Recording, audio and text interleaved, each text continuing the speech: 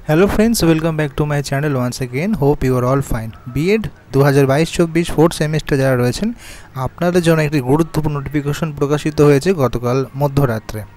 কি লেখা আছে? बीएड फोर्थ সেমিস্টার যারা পরীক্ষা দিতে চলেছেন এবং মাইগ্রেশন এখনও পর্যন্ত পেন্ডিং রয়েছে তাদের কিন্তু बीएड फोर्थ সেমিস্টারে পরীক্ষায় বসার জন্য অ্যালাউ করা হবে না।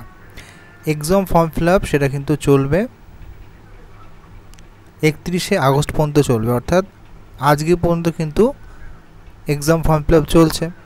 এবং আরও একটা ব্যাপার, তাদের রেজাল্টও কিন্তু পরবর্তীকালে উইথহেল্ড করা থাকবে যদি রেজাল্ট পাবলিশের আগে মাইগ্রেশন ক্লিয়ার না হয়।